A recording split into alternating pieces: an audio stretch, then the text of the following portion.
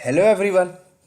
तो अब हम AWS प्रोजेक्ट के बारे में आज बात करेंगे। ठीक है। AWS पे कैसे कंपनी सेटअप लगाती है। अगर आप कंपनी में जाते हो और अगर आपको बोला जाए कि भाई 3 टियर एप्लीकेशन आर्किटेक्चर डिज़ाइन करना है हमें AWS के ऊपर, या 2 टियर एप्लीकेशन आर्किटेक्चर हमें डिज़ाइन करना है AWS के ऊपर, तो किस तरीके से किया जाएगा आज हम उसके बारे में बात करेंगे। दोस्तों, अभी तक आप एक एक सिंगल सिंगल रिसोर्सेस को पढ़ रहे थे। अब आज पूरा रिसोर्सेस मिलकर एक आर्किटेक्चर बनेगा। और ऐसा समझ लो कि कंपनी अगर AWS पे है तो उसका आर्किटेक्चर कुछ इसी तरीके से डिजाइनिंग हो चुका होगा या कंपनी करेगी, जो मैं आपको आज शेयर करने जा रहा हूं। तो चलिए शुरू करते हैं। देखो दोस्तों, अगर आपने AWS पे सेटअप लगाया है ना, फॉर एग्जांपल आपका पूरा का सेटअप AWS पे चल रहा है और ये आपका एक कस्टमर है, ये आपका एक कस्टमर है। फॉर एग्जांपल ये क्या है, आपका एक कस्टमर है जिसके पास लैपटॉप है। ठीक है। ऐसे मैं बोलूं, ये आपका एक कस्टमर है जिसके पास लैपटॉप है, या फिर मैं बोलूं ये एक कस्टमर है जिसके पास मोबाइल है। अब ये कस्टमर अपने लैपटॉप या मोबाइल पे जाकर आपके वेबसाइट की तरफ किस तरीके से आता है, www.sanjaydahiya.com, है ना। तो आपने कभी नोटिस किया है कि ट्रैफिक सबसे पहले कहाँ पे जा रही हो? क्या डायरेक्ट ट्रैफिक वेब सर्वर पे चली जाती है? क्या डायरेक्ट ट्रैफिक एप्लीकेशन सर्वर पे चली जाती है? क्या डायरेक्ट ट्रैफिक आपके लोड बैलेंसर पे चली जाती है? क्या डायरेक्ट ट्रैफिक आपके क्लाउड फ्रंट पे चली जाती है? राइट। क्या आपने कभी नोटिस किया है कहाँ पे जाती है सबसे पहले ट्रैफिक, अगर कोई भी कस्टमर हमारी वेबसाइट की तरफ आ रहा होता है तो मैं आपको बता दूं दोस्तों, सबसे पहले ट्रैफिक जाती है DNS के पास। और यहां पर DNS क्या है, यहां पर हमारा DNS की सर्विस क्या है, रूट 53। मैं यहां पे लिख देता हूं रूट 53। और मैंने DNS रजिस्टर्ड किया है GoDaddy से, जैसे कि मैंने आपको बता रखा है। और मैंने होस्ट किसके ऊपर किया है AWS के ऊपर मैंने होस्ट किया है। और मैंने रूट 53 के अंदर रिकॉर्ड किस तरीके से बनाया, इस तरीके से बनाया कि भाई www.sanjaydahiya.com, ऐसे मैंने एंट्री कर रखी है, राइट। सी नेम, और किसको पॉइंट बनाया मैंने, क्लाउड फ्रंट को। किसको बनाया मैंने पॉइंटर, क्लाउड फ्रंट। मैंने आपको बता रखा था पहले भी। तो ट्रैफिक सबसे पहले आनी है दोस्तों आपके DNS, जहां पर भी आपका DNS होस्ट होगा। अगर यहाँ पे रूट 53 के ऊपर होस्ट है तो ट्रैफिक सबसे पहले DNS के पास आने वाली है। क्लियर। उसके बाद ट्रैफिक DNS के बाद आगे निकल के कहाँ जाएगी, और आगे निकल के ट्रैफिक जाएगी आपके क्लाउड फ्रंट के पास। आपने यहाँ पे डिफाइन कर रखा है क्लाउड फ्रंट, मैं यहाँ पे बना देता हूँ। ये रहा आपका क्लाउड फ्रंट। तो ट्रैफिक DNS से निकल के कहाँ पे जा रही है, क्लाउड फ्रंट के पास जा रही है। तो आपने बोला कि अगर स्टैटिक कंटेंट कस्टमर को चाहिए तो क्लाउड फ्रंट से ही लेकर चला जाए। किससे लेकर चला जाए, क्लाउड फ्रंट से ही स्टैटिक कंटेंट लेकर वापस चला जाए। लेकिन अगर बंदा स्टैटिक कंटेंट नहीं डायनेमिक कंटेंट के लिए आ रहा है, तब ट्रैफिक अंदर आपने डिसाइड किया कि अब ट्रैफिक अंदर जाए। और आपने बोला अंदर कहाँ पे जानी चाहिए, तो आपने दोस्तों यहाँ पर एक कैश सर्वर लगा रखा है। खुद के अपने कैश सर्वर आपने डिज़ाइन किया है। अगर AWS में कैश सर्वर की बात करें तो यहाँ पर रेडिस, राइट। तो जब आप रेडिस लेते हो या अपना खुद का कैश सर्वर लेते हो तो आप डिसाइड कर सकते हो कि मुझे कितने कैश सर्वर लेना है। और अगर आप नंबर ऑफ कैश सर्वर लोगे तो दोस्तों यहाँ पर आपको एक लोड बैलेंसर की जरूरत पड़ेगी। और मैं आपको बता दूं, अगर आपने AWS का रेडिस लिया है तो आप जब रेडिस लेते हो तो आपसे पूछता है भाई कितने क्लस्टर नोड चाहिए, तो आपने 2 लिया तो ऑटोमेटिक वो लोड बैलेंसर देगा आपको उसकी टेंशन नहीं लेनी है। आप चाहो तो एज अ प्रॉक्सी सर्वर भी यूज़ कर सकते हो कैश के लिए। तो मैंने बोला कि ये 2 कैश सर्वर हैं मेरे जो लोड बैलेंसर पे ऐड है। ये जो कैश सर्वर है दोस्तों, ये डेटाबेस का कैश सर्वर है। यहाँ पे मैं लिख देता हूँ ये मेरा कैशिंग सर्वर है। क्लियर। तो कैशिंग सर्वर से कंटेंट मिल जाएगा, अगर क्लाउड फ्रंट से नहीं मिला तो कैशिंग सर्वर से मिल जाएगा। लेकिन अगर कैशिंग सर्वर में भी कंटेंट नहीं है, उसको एकदम लेटेस्ट कंटेंट चाहिए, तब दोस्तों ट्रैफिक आपकी अंदर जाएगी। और अब ट्रैफिक आपके अंदर जाएगी, और अंदर कहाँ पे जाएगी मैं आपको बता के चलता हूँ। ट्रैफिक अब यहाँ से अंदर गई, इस तरह से अंदर आई और इस तरह से यहाँ पे आई।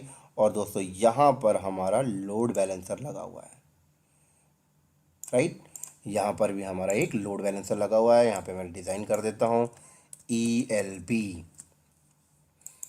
तो अब ट्रैफिक लोड बैलेंसर पे आया, और लोड बैलेंसर के अंदर आपने मल्टीपल टारगेट ग्रुप बना रखे हैं, लाइक वो target group 1 target, right, number of target group बना रखे हैं आपने।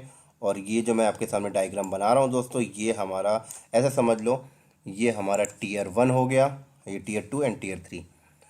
तो मैंने टीयर 1 में क्या किया, नंबर ऑफ टारगेट ग्रुप बनाए, एक टारगेट ग्रुप ये बनाया, दूसरा ये एंड तीसरा ये। यहाँ पर भी नंबर ऑफ टारगेट ग्रुप मैंने बनाए, यहाँ पर भी नंबर ऑफ टारगेट ग्रुप मैंने बनाए, ठीक है।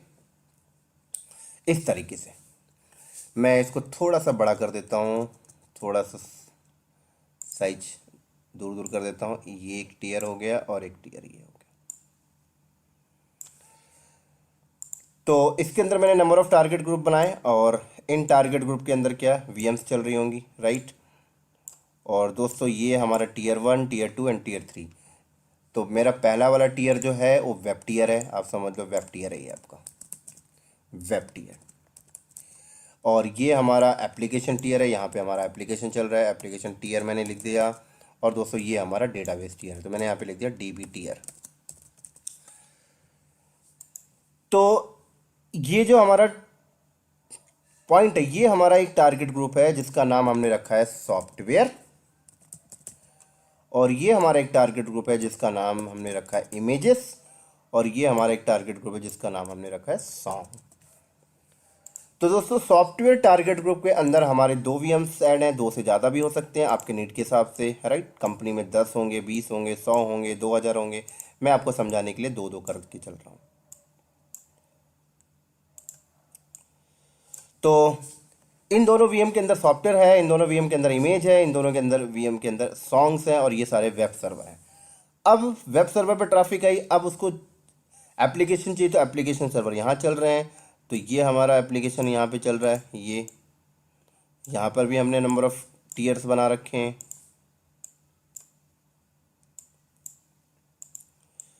तो ये हमारा वेब टीयर, ये हमारा वेब सॉफ्टवेयर टारगेट ग्रुप, ये हमारा इमेज टारगेट ग्रुप, ये हमारा सॉन्ग टारगेट ग्रुप, ठीक है। तो अब ट्रैफिक वेब पे आई, तो अब उसको एप्लीकेशन में जाना है, तो एप्लीकेशन में कैसे जाएगी। तो हमने क्या किया, यहाँ पर एक और ELB हमने बीच में लगाया, हमने यहाँ पर एक और ELB बीच में लगाया दोस्तों।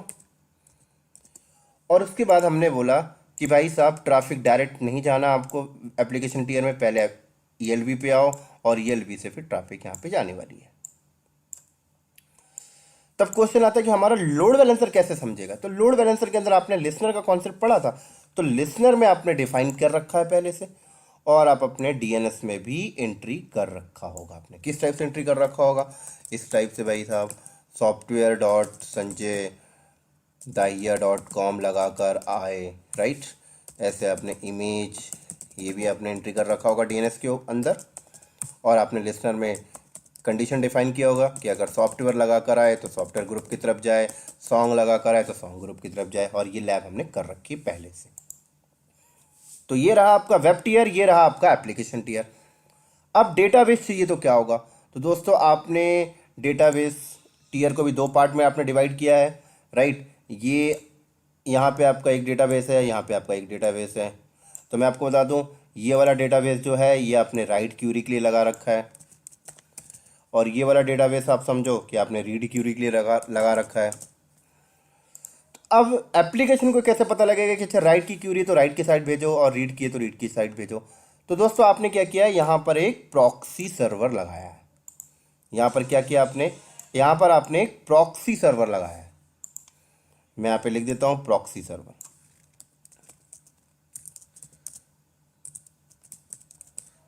ठीक है।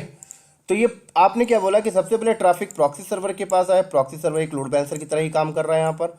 और प्रॉक्सी सर्वर में आपने कंडीशन डिफाइन किया कि अगर राइट की क्यूरी हो तो इधर चली जाए, और रीड की क्यूरी हो तो इधर चली जाए। क्लियर। लेकिन अभी क्वेश्चन आता है यहाँ पर कि ये VMs कहाँ पे टिकी हुई हैं। तो दोस्तों ये VMs आपको पता है VPC पे टिकी हुई है, तो आपको फिर VPC भी चाहिए। तो आपने VPC बनाया, फिर आपने VPC का CIDR वैल्यू डिफाइन किया कि भाई हमने इस नेटवर्क से हमें VPC सेटअप लगाना है। तो फिर आपने सबनेट भी बनाए होंगे नंबर ऑफ, राइट।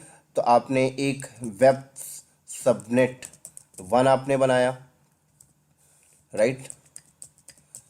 आपने एक वेब सबनेट 1 बनाया। इसी तरीके से आपने एक वेब सबनेट 2 बनाया। मैं बताऊंगा अभी मैं दो दो क्यों बना रहा हूँ, अभी आपको शेयर करता हूँ। ये हमने बना लिया एक।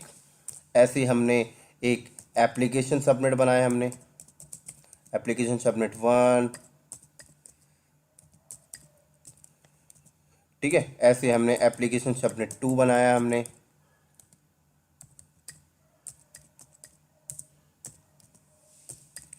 तो दोस्तों ये मैं जो आपको बता रहा हूँ ये पूरा का पूरा ओवरव्यू है पूरा सेटअप लगाने का AWS में, राइट। ऐसे आपने DB सबनेट बनाया, DB सबनेट 1 बनाया आपने।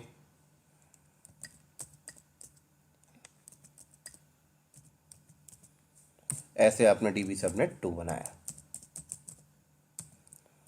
तो दोस्तों आपने क्या किया कि आपका यहाँ पर जो VMs होंगी वेब टीयर पे, राइट। तो जो दो VMs है ये दोनों VM अलग अलग सबनेट पे होनी चाहिए, तभी तो हाई एबिलिटी मिलेगा, इसलिए आपने दो दो सबनेट बनाकर चला। अब क्वेश्चन आती है भाई वेब सर्वर को इंटरनेट पे भेजना है, तो फिर आपने यहाँ पर IGW ले लिया दोस्तों। क्या ले लिया आपने यहाँ पर? IGW क्रिएट कर लिया। और जब आपने IGW क्रिएट किया तो आपका IGW क्या इंटरनेट से कनेक्टेड होता है, ये रहा इंटरनेट। तो अब आपको पॉइंट डिफाइन करने के लिए रूट टेबल चाहिए दोस्तों। आपने यहाँ पर एक रूट टेबल ले लिया और रूट टेबल का आपने नाम रखा web-rt, राइट। और आपने बोला कि भाई इस पॉइंट पे आप चले जाओ, लेकिन आप निकलोगे किससे? हमने बोला IGW। और किसको निकाल रहे हैं हम? ये दो सबनेट को निकाल रहे हैं हम। ये हमने एक सबनेट डिफाइन किया, ऐसे ही हमने दूसरा सबनेट डिफाइन कर दिया। क्लियर? तो हमारा वेब सर्वर क्या होगा, IGW के पास आएगा और इंटरनेट पे चला जाएगा। लेकिन अब क्वेश्चन आता है एप्लीकेशन सर्वर और DB सर्वर को भी इंटरनेट देना है, तो अब हम क्या करेंगे? नेट गेटवे लेंगे। जैसे आपने पढ़ रखा है नेट गेटवे सिक्योर होता है, राइट। तो आपने जब नेट गेटवे लिया तो फिर आपको रूट टेबल भी चाहिए भाई रूट डिफाइन करने के लिए। तो आपने यहाँ पर क्या किया, एक और आपने रूट डिफाइन किया और आपने इस बार रूट टेबल का नाम रखा private-rt। आपने बोला भाई साहब आप भी चले जाओ इंटरनेट पे। अब आपको एक चीज़ ध्यान रखना है, जब आप नेट गेटवे को क्रिएट करोगे तो आपको उसे उस सबनेट में बनाना होगा जो सबनेट डायरेक्ट IGW की तरफ पॉइंट है। तो ये दोनों सबनेट पॉइंट है तो आप किसी भी सबनेट में बना सकते हो, है ना। ये चीज़ आपको ध्यान रखनी है। फिर आपने पॉइंट कर दिया नेट गेटवे, और उसके बाद आपने किसको किसको डिफाइन कर दिया? एप्लीकेशन और DB को। तो ये हमने डिफाइन कर दिया, राइट। ऐसी अगला भी हमने यहाँ पे डिफाइन कर दिया 10.0.3.0/24, राइट। और मैं इधर ऊपर लिख देता हूँ, मेरे पास जगह नहीं है तो मैं इधर ऊपर लिख देता हूँ, आप लोग समझ जाना। मैं 3 हो गया 4.0/24, राइट। और उसके बाद मैंने एक और डिफाइन कर दिया। तो अब क्या होगा दोस्तों, हमने रूट टेबल में भी रूट भी डिफाइन कर दिए। तो अब यहाँ पे क्या होने वाला है देखो, अब हमारा एप्लीकेशन यहाँ से और DB यहाँ से और ये यहाँ से बाहर इंटरनेट पे चला जाएगा। तो अब ये हमारा डिज़ाइनिंग हो गया। अब बात आती है कि भाई अगर इस ऐप टीयर पे कोई सर्वर डाउन हो जाए तो ऑटोमेटिक कैसे क्रिएट हो जाए, इस पे कोई सर्वर डाउन हो जाए तो ऑटोमेटिक कैसे आ जाए, इस पे कोई चीज़ डाउन हो जाए तो ऑटोमेटिक कैसे आ जाए। तो दोस्तों यहाँ पर फिर आप एक ऑटो स्केलिंग को भी यूज़ कर रहे हो, है ना। ऑटो स्केलिंग का टॉपिक भी बीच में आ रहा है। और ऑटो स्केलिंग तो हमारा लोड बैलेंसर क्या करेगा, ऑटो स्केलिंग को इन्फॉर्म कर देगा कि भाई ये वाला सर्वर डाउन हो गया है। तो हमारा ऑटो स्केलिंग क्या करेगा, ऑटो स्केलिंग के अंदर हमने क्या बना रखा है दोस्तों, लॉन्च कॉन्फ़िगरेशन। तो हमारा ऑटो स्केलिंग लॉन्च कॉन्फ़िगरेशन को जाकर बोलेगा कि भाई साहब आप लॉन्च कर दो उस कॉन्फ़िगरेशन की VM यहाँ पे ही क्रैश हो चुकी है। ऐसे आप कम से कम 3 लॉन्च कॉन्फ़िगरेशन बना के रखोगे, इसके लिए अलग, इसके लिए अलग, इसके अलग। तो ये चीज़ आपको समझ में आ रही होंगी। ठीक उसी तरीके से अब ये पूरा सेटअप हमारा लग चुका है AWS के ऊपर। अब बात आती है भाई इसकी मॉनिटरिंग करनी है तो आपको क्लाउड वॉच भी चाहिए।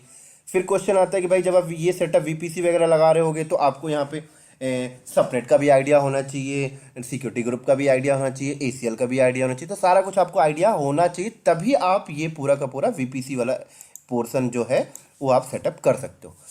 उसी तरीके से जब आप यहाँ पर वीएम डिप्लॉय करोगे तो आपको पता होना चाहिए भाई किस प्राइसिंग का वीएम लगाना है, उसका टाइप क्या होना चाहिए, प्राइसिंग ऑन डिमांड या कौन सा लगाना है, फिर वॉल्यूम किस टाइप का चाहिए, S3 बकेट किस टाइप का चाहिए। तो ये यहाँ पर सारी चीज़ें पूरी आ चुकी हैं जो आपने एक एक रिसोर्सेज पढ़ा था। उसी तरीके से फिर बात आती है कि भाई बहुत बड़ा सेटअप हो चुका है, अब यहाँ पे मल्टीपल टीम्स काम कर रही है, तो आईएम का टॉपिक भी बीच में आएगा। भाई परमिशन देना है, रोल डिफाइन करना है, राइट। उसके बाद बात आती है भाई ये पूरा का पूरा सेटअप हमें ऑटोमेशन करना है, तो फिर क्लाउड फ्रंट भी बीच में आ जाएगा, टेराफॉर्म भी आ जाएगा इस पे बीच में। फिर बात आती है कि भाई ये वीएम, इनमें से जो यहाँ पे 100 वीएम चल रही है, 100 में से रात पे 20 वीएम यूज़ नहीं होती, उसको शट डाउन करना है, तो भाई सब लामडा भी आपका आ जाएगा, राइट। यहाँ पे क्लाउड फ्रंट भी आ गया। तो यहाँ पर देखा जाए तो ये आपका पूरा का पूरा सेटअप आ गया। तो दोस्तों मैं आपको ये बताना चाहता हूँ कि ये एक कंपनी जब AWS पे सेटअप लगाई है तो उसका स्ट्रक्चर 90% ऐसा ही होगा, 90% ऐसा ही होगा, राइट। तो आपको ध्यान रख के चलना है कि ये एक एप्लीकेशन आर्किटेक्चर की डिजाइनिंग है जो मैं आपको शेयर करके चल रहा हूँ। अगर आपने ये डिजाइनिंग अपने दिमाग में बैठा लिया तो आप समझ लो आपका इंटरव्यू क्लियर हो जाएगा AWS में। तो एक और पॉइंट मैं आपको बता दूं, हम AWS में जो अभी तक पढ़ रहे थे ना, वो एक एक रिसोर्स पढ़ रहे थे। हमने EC2 पढ़ा, S3 पढ़ा, वॉल्यूम पढ़ा, लोड बैलेंसर पढ़ा, एक एक रिसोर्स पढ़ रहे थे। अब हमने क्या किया, ये पूरा का पूरा सेटअप कंबाइन करके लगा दिया। तो आई होप ये आपको समझ में आ रही होगी। अगर आपसे कोई इंटरव्यू पूछता है कि भाई आपको एप्लीकेशन आर्किटेक्चर का आइडिया है AWS पे, तो आपको ये पिक्चर माइंड में ध्यान रखनी है, राइट। ऐसे बहुत सारी चीज़ें इसके अंदर आती हैं जो हमने हमारे कोर्स के पार्ट में नहीं है, बहुत सारी चीज़ें, बट एक ये जो मैं आपको बता रहा हूँ एक मेजर चीज़ें, एक बेसिक चीज़ें, इनके बिना तो सेटअप, इनके बिना तो कुछ होना ही नहीं है क्लाउड पे, ऐसे समझ लो। अगर आप क्लाउड पे जा रहे हो और अगर आपको इन सब कुछ चीज़ का आइडिया नहीं है तो कोई फ़ायदा नहीं। तो बेटर है कि आप भाई साहब आप इन सब चीज़ों को ध्यान में रखो। और मैं आप लोगों से रिक्वेस्ट करना चाहता हूँ कि आप ये लैब भी करो, राइट। अगर मुझे टाइम मिलेगा तो मैं इसका एक लैब भी बना के डाल दूंगा, बट बहुत ही लंबा लैब है, राइट। क्योंकि मैंने जब इसका लैब बनाया था पूरा का पूरा सेटअप, तो मुझे कम से कम 4 घंटे लग गए थे, राइट। तो अगर मुझे टाइम मिला तो मैं इसकी लैब भी डालूंगा, लेकिन मुझे उम्मीद है कि आप कर लोगे, क्योंकि मैंने हर एक रिसोर्सेज को बहुत ही डेप्थ में आपको पढ़ाया है। और यहाँ पर कुछ भी नहीं है, आपको रिसोर्सेज को थोड़ा सा आपको लॉजिक लगाना है और रिसोर्सेज आपको कंबाइन करके सेटअप लगाना है, बस। और अगर आप इतना कर लोगे तो आप समझ लो AWS पे आप 70% एक्सपर्ट हो चुके हो। अगर आपने ये अपना ये पूरा का पूरा सेटअप आपने खुद से कर लिया AWS पे, तो आप समझ लो आप क्या पूरा 70% आपने एक्सपर्ट हो चुके हो। फिर आप इंटरव्यू में जाओगे तो आप एक्सपीरियंस वाले आंसर दोगे दोस्तों, एक एक्सपीरियंस का बंदा जैसे आंसर देता है। तो मुझे उम्मीद है कि आप ये ज़रूर करोगे। और अगर आपको करते टाइम कोई डाउट्स हो तो मुझे ज़रूर बताना, मैं आपकी हेल्प कर दूँगा। तो चलो ठीक है, फिर मैं यहीं पे ऑफ करता हूँ और नेक्स्ट लेक्चर में हम मिलेंगे। हमारा अगला टॉपिक जो होगा ऑटोमेशन पे होगा, AWS ऑटोमेशन, AWS DevOps, इनमें हम बात करेंगे। क्लियर? तो चलो बाय बाय दोस्तों। और अगर आपको ये वीडियो अच्छा लगा हो तो आप अपने दोस्तों को शेयर करो, राइट, लाइक करो, कमेंट्स करो और सब्सक्राइब करना मत भूलना। चलो बाय बाय।